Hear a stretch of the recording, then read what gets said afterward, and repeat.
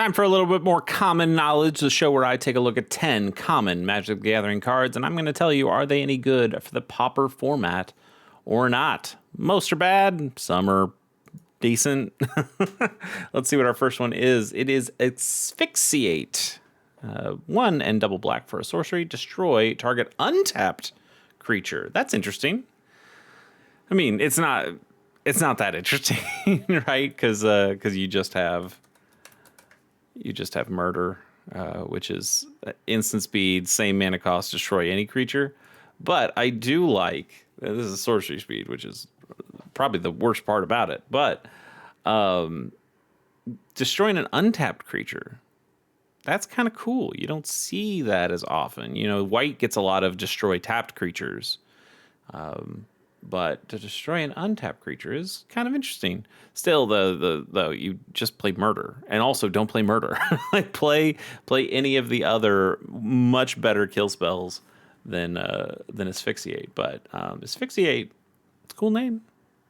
Cool name. Too bad it's been wasted on this. Too bad murder was also wasted on a relatively bad Magic card. Even though I guess it's a classic card and can be brought up in a bunch of different ways, and it's still, it doesn't go in anybody's decks. And that's a bit of a bummer. What do you give it? This is pretty bad, honestly, considering all the kill spells you have access to in Pauper. This has to be one of the worst, honestly. Let's go with a 1.9. I mean, it is still a kill spell. You got to give it a little credit there. Can remove something, but pretty narrow. Not being able to get tapped creatures. Really narrow being a sorcery. Just really bad card. Kujar Seed Sculptor is 2 and a green for a 1/2 elf druid. Whenever this creature enters, put a +1/+1 counter on target creature you control. So this could be a 2-mana 2/3. It's pretty good stats, honestly. But more importantly, this could be a 1/2 here that blocks a decent amount of stuff by itself, but it also puts a +1/+1 counter on something. Is this something that you can bounce or blink? Green's not necessarily the best color for doing that, but you pair it with white or you pair it with blue, and yeah, you could kind of start doing something like that. I think there's easier ways to get the +1/+1 counters. This is just a vanilla creature after this enters trigger. And even if you just put it on this guy, it's a vanilla 2/3. Yeah. It is an elf. That matters. It's a druid, which also matters. Druid has some play. Not necessarily in Pauper, but it has some play in other places. Elf, though, you could elf ball with this, but there's the elf decks know what elves they want, and the Seed Sculptor is not one of them. Let's go with a 2.1. No, it's better than a 2.1. 2.3.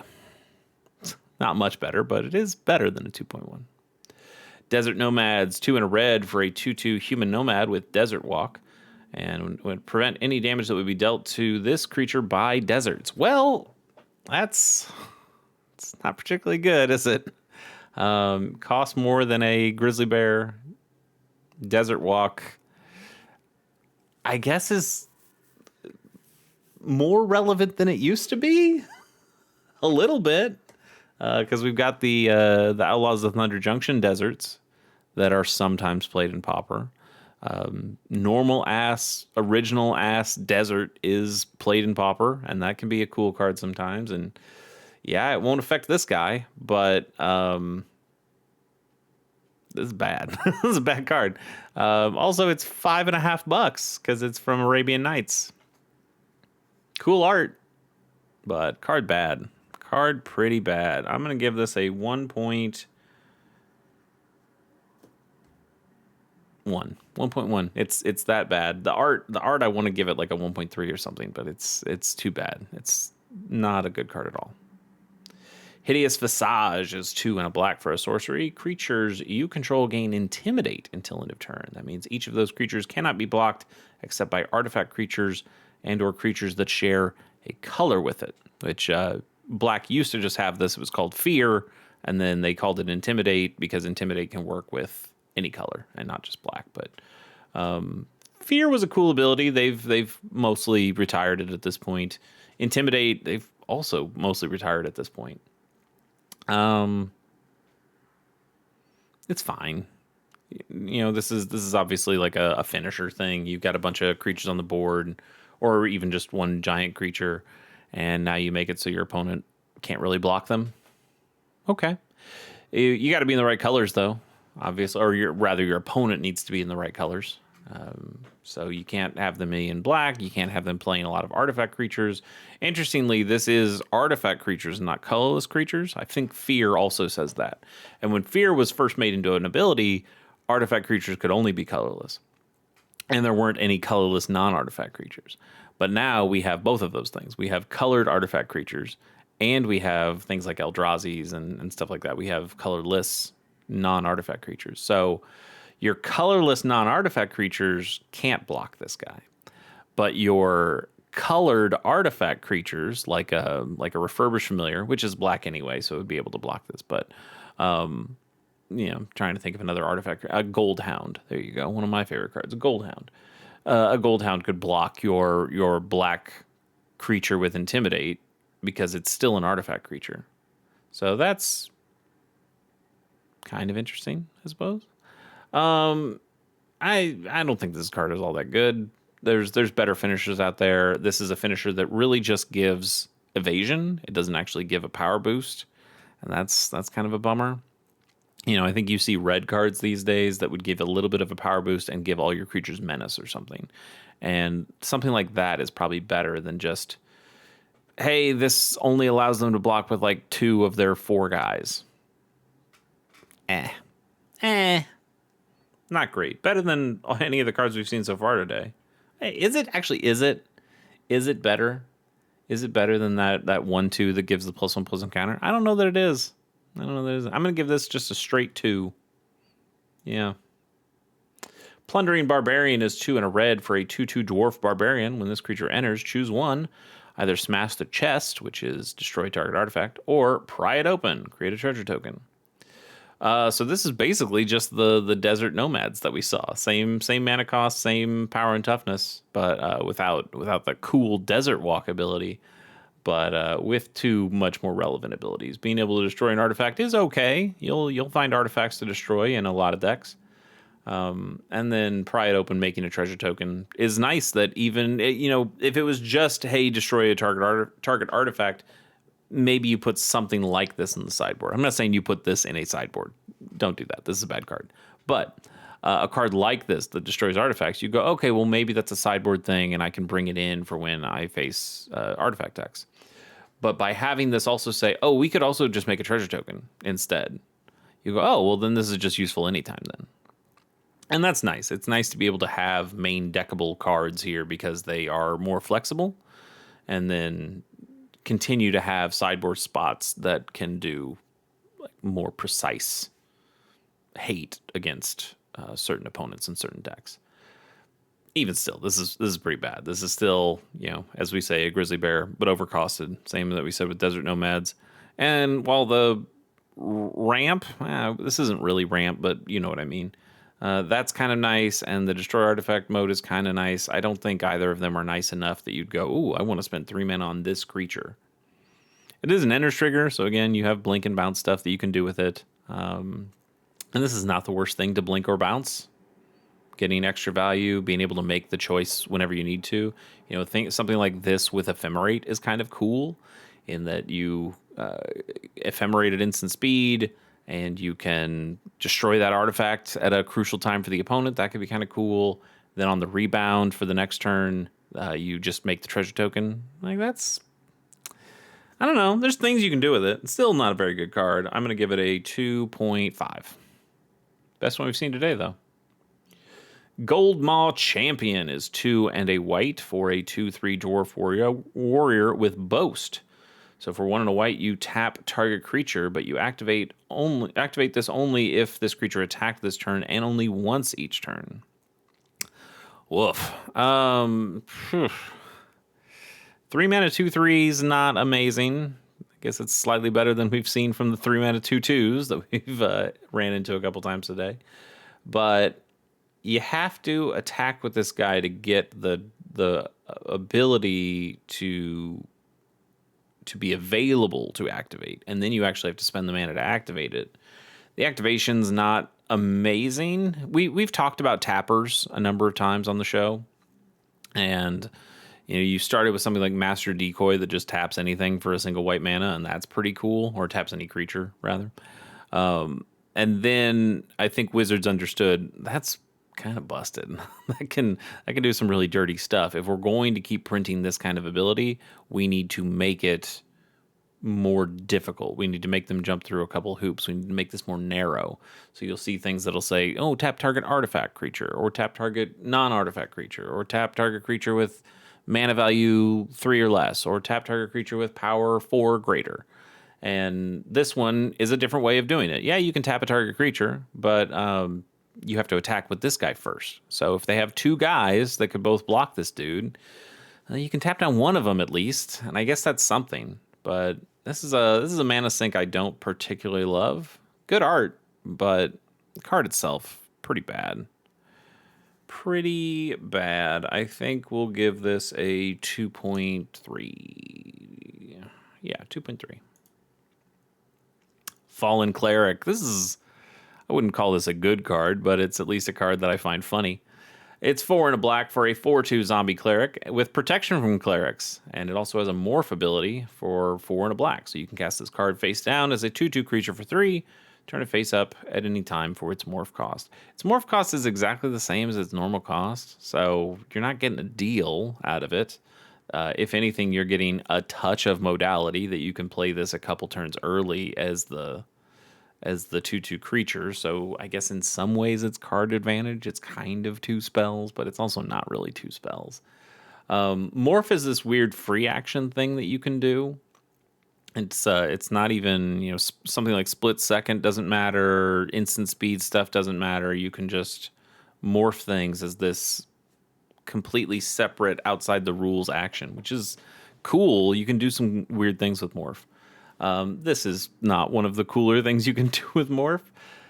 Say your opponent is attacking you with some big cleric. Clerics are not known for their big power, but say that happened, and now you can flip this guy and block, and nothing happens because he's got protection from clerics.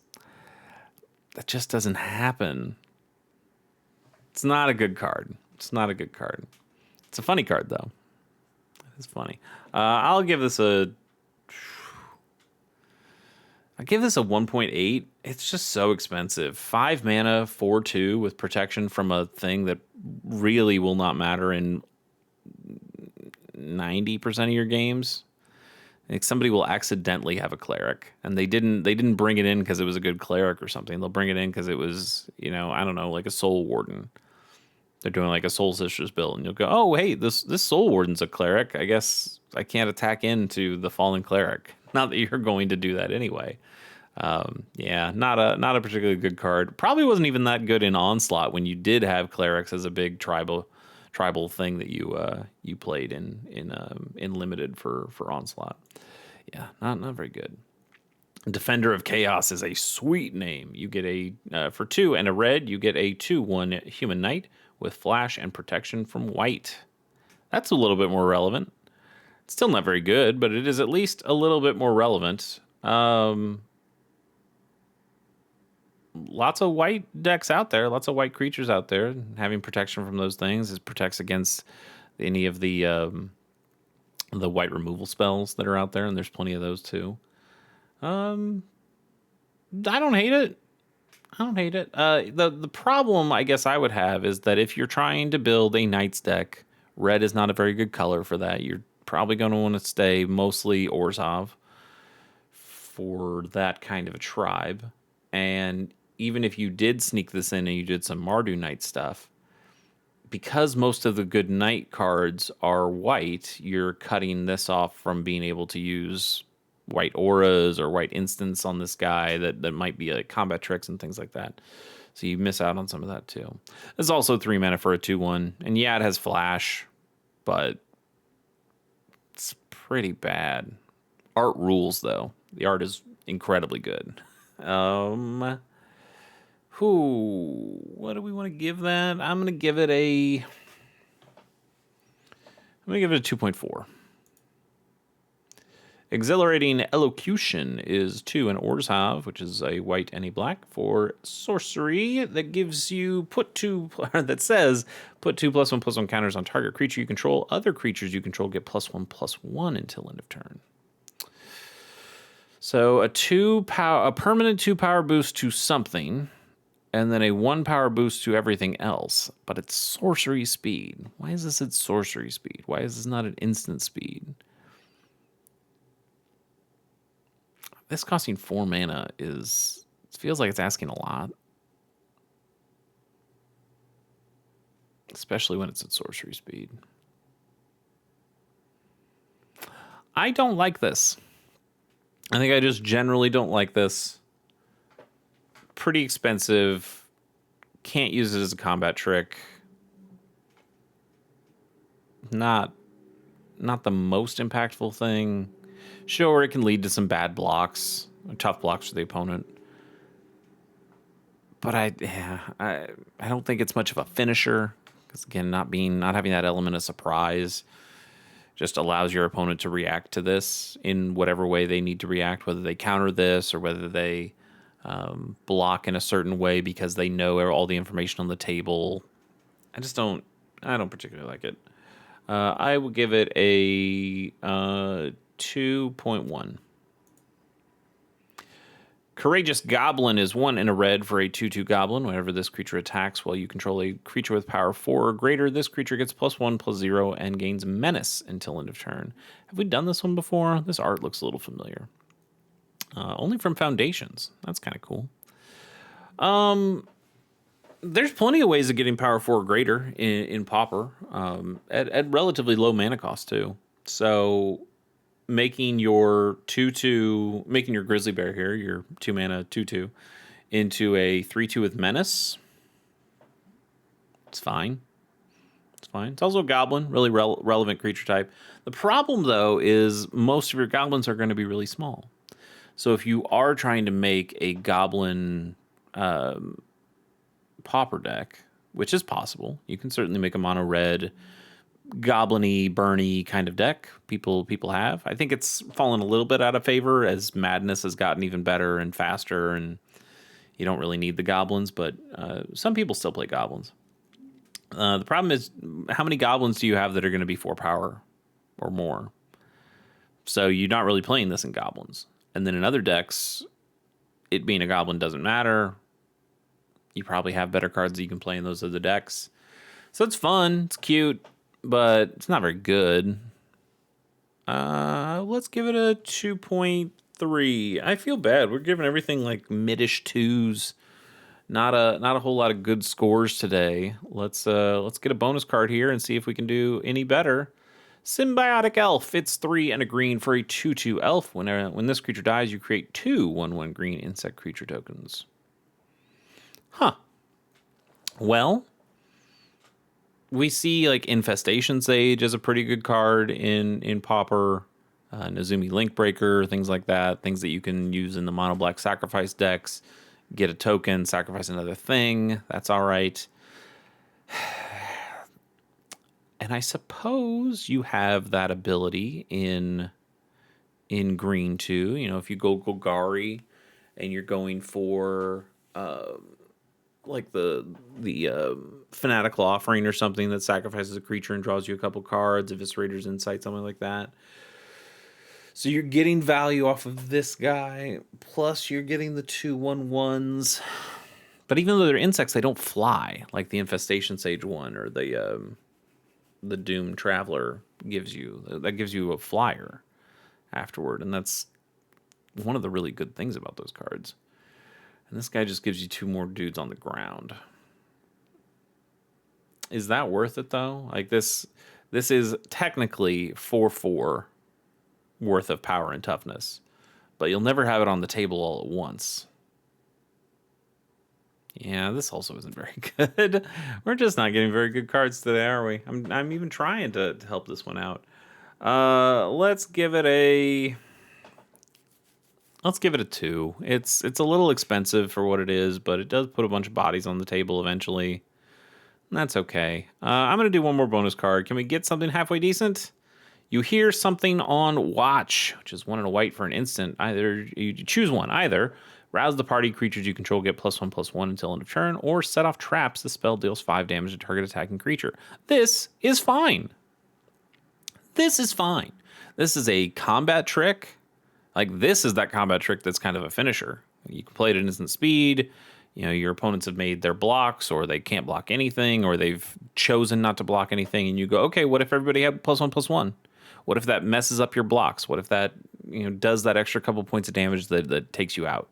That's pretty solid. But you can also use it defensively.